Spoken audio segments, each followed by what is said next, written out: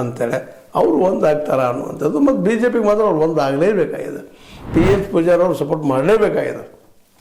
ಅದು ಸಾಧ್ಯ ಅನ್ನೋದು ಈಗ ಇಡೀ ಬಾಗಲಕೋಟೆ ತುಂಬ ಚರ್ಚೆ ಬರ್ತಾರೆ. ವೀರಣ್ಣ ಮತ್ತು ಮಲ್ಲಿಕಾರ್ಜುನ ಒಂದಾಗ್ತಾರ ಅಂತೇಳಿ. ಯಾಕಂದ್ರೆ ಅಲ್ಲಿ ಲಿಂಗಾಯತ ಸಮುದಾಯ ಸಾಕಷ್ಟು ಅದ. ಅದ್ರ ಜೊತೆಗೆ ಇನ್ನುಳಿದ ಹಿಂದುಳಿದವ್ರ ಜೊತೆಗೆ ಒಳ್ಳೆ ಕಾಂಟ್ಯಾಕ್ಟ್ ಇಟ್ಕೊಂಡಿದ್ದಾರೆ ವೀರಣ್ಣ ಚರಂತಿಮಠ ಅವರು. ಮತ್ತು ಬಿ ಜೆ ಪಿಗೂ ಅಲ್ಲಿ ತನ್ನದೇ ಅಂಥ ಮತಗಳ ಒಂದು ಏನಪ್ಪ ಗ್ಯಾರಂಟಿನೆಸ್ ಅದ.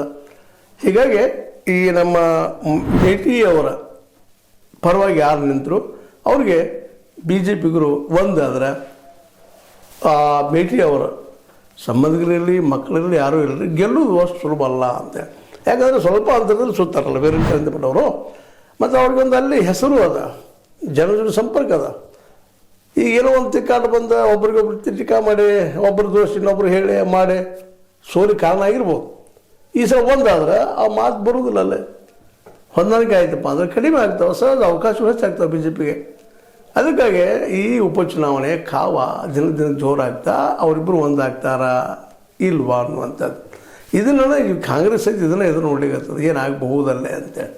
ಯಾಕಂದರೆ ಅವ್ರಿಗೂ ಸಿಗೋದಷ್ಟು ಕಷ್ಟದ ಕ್ಯಾಂಡಿಡೇಟ್ ಕಾಂಗ್ರೆಸ್ಸಿಗೂ ಏನೋ ಹಿಂದೆ